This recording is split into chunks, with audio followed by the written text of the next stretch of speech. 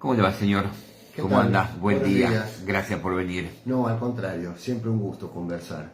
Bueno, digamos, el motivo fundamentalmente por el cual te hemos invitado, nuestro país a veces, no sé, por ahí capaz que todos los países son iguales, son cíclicos, pareciera que somos cíclicos.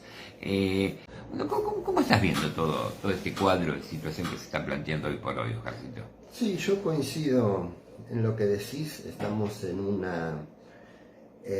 Abya Yala, decimos los pueblos originarios, le llamamos así a toda América Latina, a toda América, pero fundamentalmente a América Latina. Sí, somos cíclicos, somos países cíclicos porque estamos conformados de compuestos, ¿no? Todo lo que hoy se llaman los estados-naciones de toda América, de diferentes pensamientos, ¿no? Porque no solamente estaban acá los pueblos originarios y después el nacimiento de lo que se llamó el mestizaje y los criollos, sino toda la llegada de los inmigrantes, ¿no? El primer proceso colonizador, después el nacimiento de los estados-naciones y los procesos migratorios.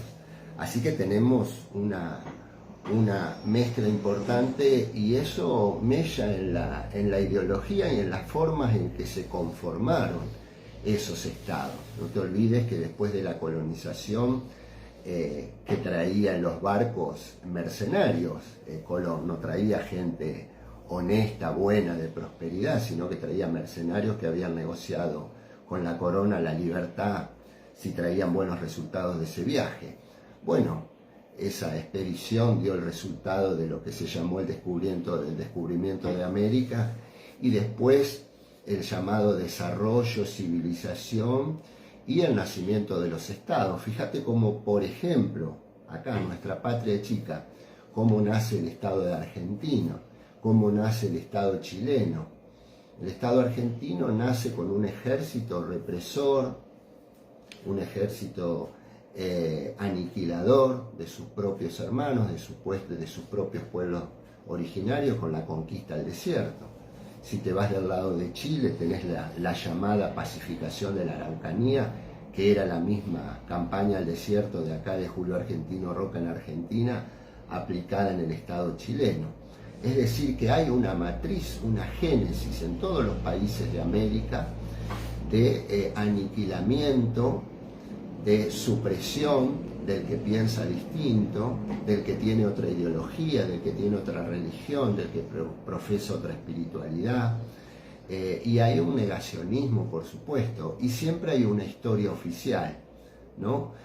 A esto también se le dio un formato de intelectualidad. Se empezaron a surgir expedicionistas, escritores, relatores, gente que le pone bibliografía y que le pone legalidad y explicación al genocidio, por ejemplo, de Julio Argentino Roca, a las expresiones cuando hablaba de civilización o barbarie y hablaba de indios y gauchos piojosos, pulgosos y mugrientos, expresiones explícitas, literales de Domingo Faustino Sarmiento, que se lo tiene como un prócer. Entonces, si nosotros tenemos esa génesis, obviamente, vos no te olvides que esto de Villarroel no nos sorprende como militantes de derechos humanos y militantes populares, porque nosotros tuvimos una dictadura cívica, militar, eclesiástica y empresaria.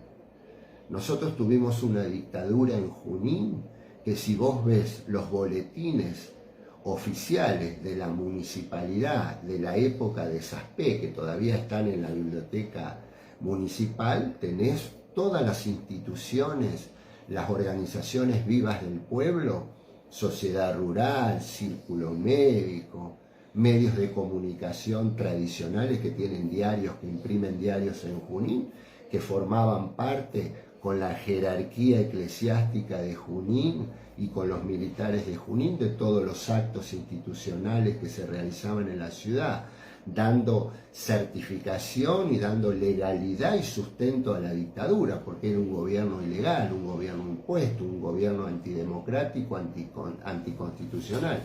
Y sin embargo las instituciones Vivas del Pueblo, símbolo de la sociedad rural de Junín, estaba ahí al lado de todos esos funcionarios. Así que hay una gran parte de la sociedad que piensa como la candidata a vicepresidenta de Milei. Y hay una gran cantidad de personas que piensan como Milei. No nos sorprende para nada.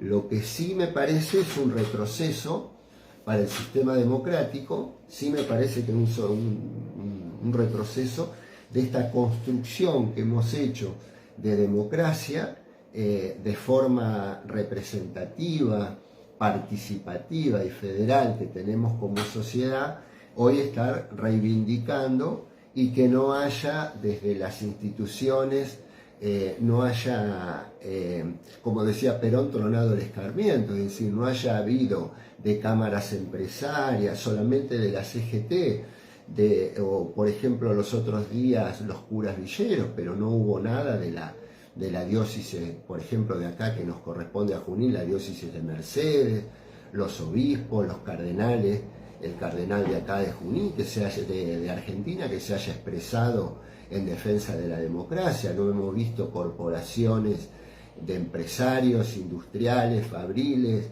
que se hayan expresado en contra de las expresiones antidemocráticas de esta mujer y del propio Milei. Entonces hay el que calla otorga. Entonces hay como un manto de generosidad y de beneplácito y de permiso a que se diga cualquier cosa.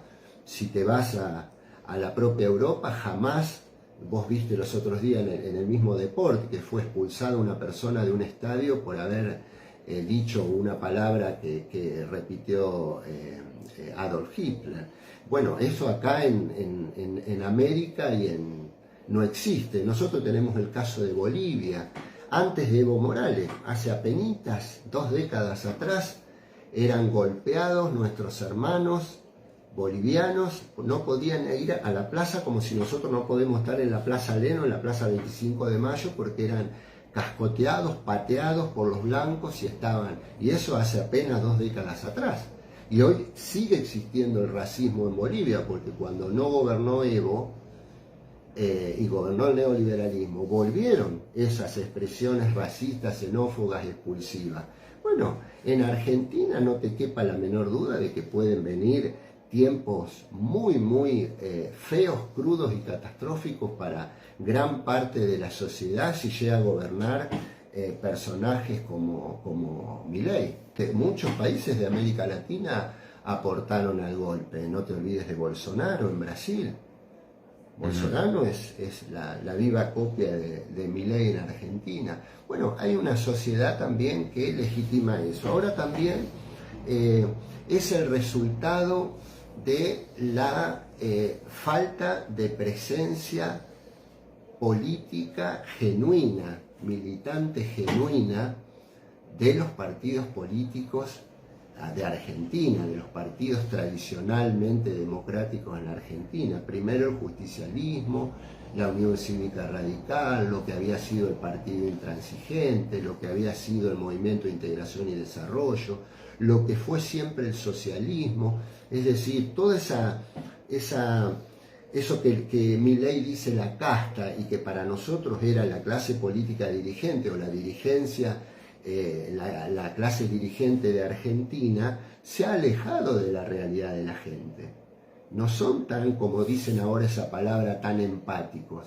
Nosotros que estamos en los barrios somos militantes barriales, que estamos con una batucada en un barrio, que estamos con un centro cultural en un barrio, que estamos a veces en el verano organizando cursos barriales o festivales folclóricos en los barrios de Junín, que estamos constantemente en contacto con la gente. Vemos a los dirigentes políticos que se acercan a lo mejor en tiempo de campaña con un operativo de vacunación, con una medida de una moratoria jubilatoria, que son derechos, sí, que son derechos, pero que cuando se hacen en contexto electoral son vistos como manotazos de ahogado o políticas electoralistas. Y te lo dice un peronista, ¿no? Cuando el justicialismo, el peronismo, el que toda la vida he militado desde los 14 años, y tengo más de 50, es otra cosa. Es otra cosa. Por darte un ejemplo, nosotros en el barrio Fonavi, en finales de la década del 80, principios de los 90, nosotros juntábamos plata, hacíamos una rifa para comprar 2 nebulizadores para tener en el barrio. ¿Te acordás en aquella época que el nebulizador era una cosa? Sí, ahora es el PAF, ¿no? Claro. En aquella época era pagar para ir a la casa de una enfermera del barrio para que te haga cada 6 horas una nebulización. Claro. Y nosotros con eso podíamos tener en una casa de un vecino 2 nebulizadores y cuando el barrio lo necesitábamos, no lo alquilábamos, lo prestábamos. Por la semana, una semana uno, una semana en otro, lo iban devolviendo, se lo iban pasando. Sí. Y teníamos un teléfono fijo, a lo mejor, en la cuadra de un vecino. No teníamos en los barrios periféricos de Junín un teléfono público, teníamos un teléfono fijo de un vecino de clase media que podía tener una línea de teléfono. Ese teléfono íbamos como militantes a hablar con ese vecino para ver si necesitábamos una ambulancia, un bombero, una urgencia de algo y podíamos utilizarlo para el vecino. Y también teníamos alguna enfermera solidaria que te medía la presión o te iba a poner una inyección gratis. Y conseguíamos un peluquero para que venga a cortar el pelo gratis a los chicos del barrio y además también si se prendía hacer un curso de peluquería para los jóvenes. Bueno, y de ahí nacía la posibilidad de tener un garage, un localcito, un comedor de una casa y poner una unidad básica y discutir los problemas de la gente. Me contaba un recientemente fallecido, un querido compañero peronista del barrio Evita, Oscar Bocini. Ellos me decían cómo se habían organizado con la unidad básica entre los vecinos para que llegue el agua potable al barrio. Y salió desde la organización comunitaria, lo que decía Perón, la comunidad organizada, ¿no?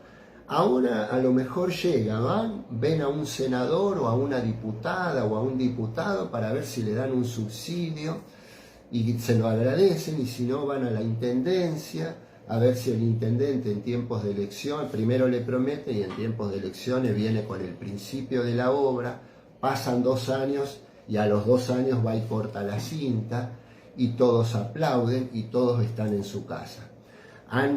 Cuando nació el punterismo político, es decir, cuando se mitigó la organización, el comité, el Ateneo, la unidad básica, porque no solo hablo del peronismo, sino de todos los partidos políticos, cuando atomizaron la militancia política y la resumieron a un solo tipo que reparte mercadería o hace favores a través de un dirigente y se transforma en un puntero político, que en realidad es un mercenario porque le tienen que poner plata para que después lleve la gente a votar, y ese es el que hace los favores en el barrio, es el que reparte los beneficios que por ahí, si son del Estado municipal, vienen a través del Estado municipal y si no bajan a través de los estados provinciales y nacionales. Eso no es hacer política. Eso no es militar la política, eso no es peronismo, eso no es construcción de peronismo. Tampoco es cuando muchos bajan en un barrio una militancia como varias agrupaciones, hablo por el espacio en el que milité, Frente para la Victoria, Frente de Todos, hoy Unión por la Patria. Bajan en un barrio, golpean las manos, señora, venimos a ver las necesidades del barrio. No, compañero, antes se trabajaba con los referentes de los barrios, con el propio vecino del barrio, ese era el referente, y ese sabía las necesidades del barrio. No iba un extraño a otro barrio a preguntar cuál era la necesidad en tiempos de elecciones. Entonces, nosotros sabíamos cuántos abuelos teníamos, cuántos jubilados, cuántos pensionados, cuándo fallecía una persona en el barrio. Sabíamos cuántos chicos teníamos en el barrio, cuántos eran mujeres, cuántos varones, cuántas personas con discapacidad, cuántos tenían problemas de que no conseguían los útiles para ir a la escuela, quién había abandonado el secundario. Esa militancia, con esa sentido de pertenencia y conciencia social gratis, por compromiso social gratis, a cambio de absolutamente nada, ni de un plan porque no existían. Vos recordarás las épocas, me acuerdo la época de Don Yarmur, calle Chile, casi intendente de La Sota. Tenía una unidad básica, Don Yarmur, Elías Yarmur, en el barrio San Martín era, y había vecinas que se ofendían si el dirigente venía con las bandejas y las empanadas hechas. Había 6 o 7 vecinas que amasaban, cocinaban y armaban 1000, 2000 empanadas en el barrio. Ahora a lo mejor esperan que el dirigente venga y le ponga la plata para comprar las cosas, o le dé unos mangos, o le traiga las empanadas hechas. Todo cambió, todo eso cambió. Pero ¿qué quiero decir con esto? Que Evita decía que no se quiere lo que no se conoce. Entonces, si vos no conocés, no sentís, no vivenciás, no convivís con el que necesita y a vos nunca te faltó, vos no vas a saber. Vas a saber porque le vas a golpear las manos y le preguntás al vecino qué le pasa, qué necesita. A eso ahora le llaman empatía. Es una gilada, es una ficción.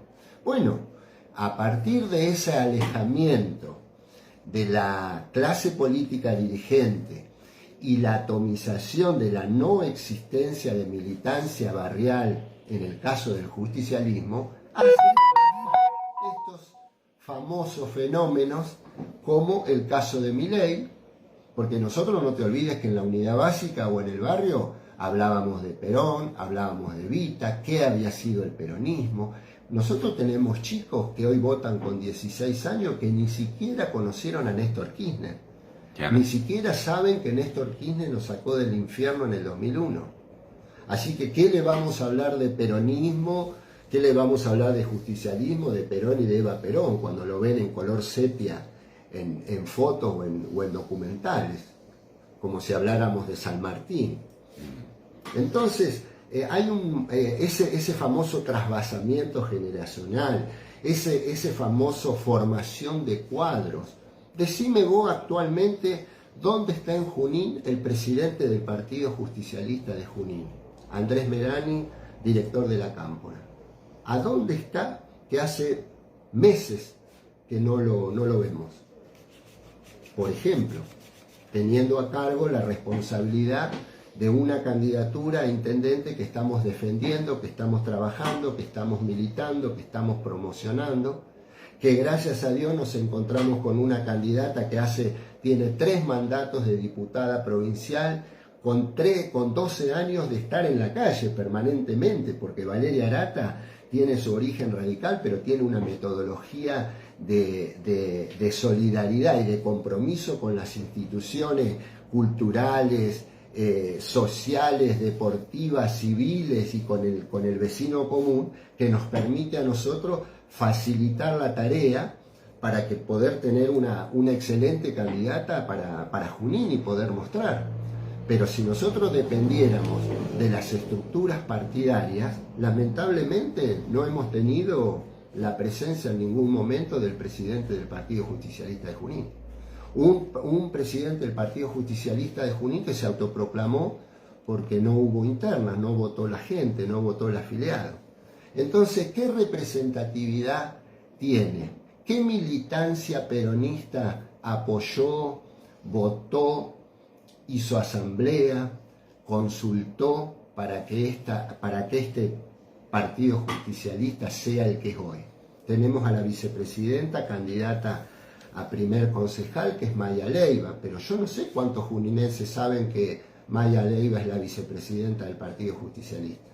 No sé si todos los casi más de 10.000 afiliados que teníamos en el justicialismo de Junín deben saber que ella es la vicepresidenta del Partido Justicialista. Entonces, esta crisis existencial del peronismo, esta realidad, la tenemos en varios distritos.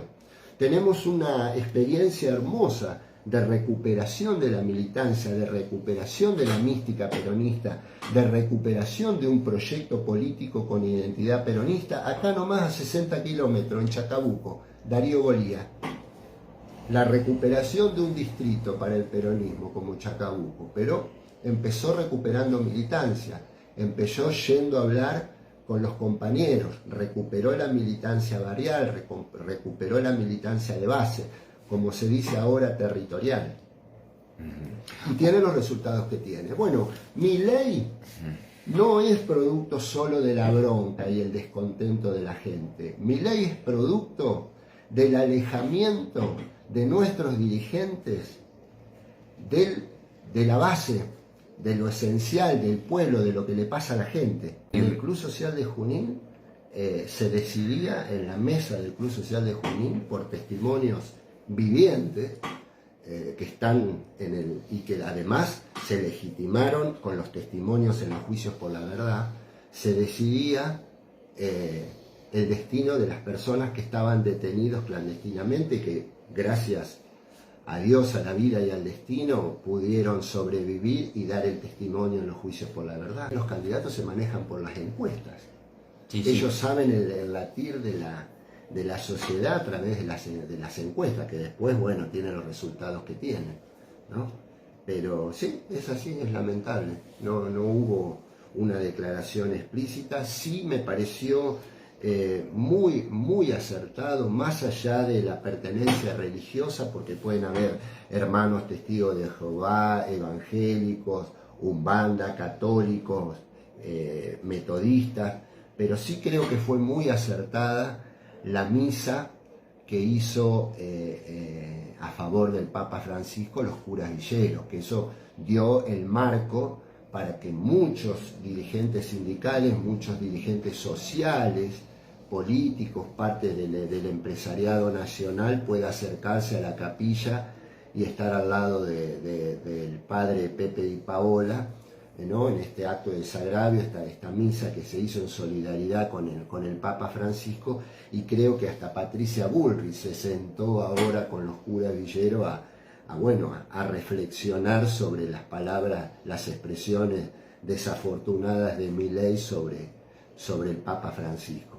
Bueno, por lo menos tenemos ahí una expresión de un sector de la sociedad, en este caso los curas villeros, que tienen dos dedos de frente y pueden generar un hecho social, político, cultural y filosófico que permite a toda la dirigencia acogerse por lo menos a una misa, a reflexionar lo que no hace la política, lo que no hacen los actores políticos en democracia, por lo menos lo hacen los religiosos, en este caso los curas villeros. Estuvimos hace unos años atrás cuando en la época del macrismo se puso en duda el tema del 2x1, hubo una sociedad que reaccionó, un pueblo que reaccionó. Con respecto a derechos laborales, confío ciegamente en que todavía tenemos un movimiento obrero organizado, hay un gran sector de la cúpula sindical, del movimiento obrero que no está dispuesto a negociar los derechos laborales, en la expresión esta de la Iglesia Católica, ¿no?, que tiene una postura sobre el tema. Creo que tenemos los anticuerpos suficientes como para poder generar la movilización del pueblo suficiente que no le permita a este loco de Milei hacer todo lo que dice que va a hacer con esa famosa motosierra, ¿no? Decir que es mejor negociar con la mafia porque la mafia tiene código y los políticos no. El tema de la venta de órganos, ¿no? Bueno, hay un montón de expresiones totalmente desagradables, la eliminación de muchos ministerios, ¿no? ¿Qué haríamos con el tema del arancelamiento de la educación?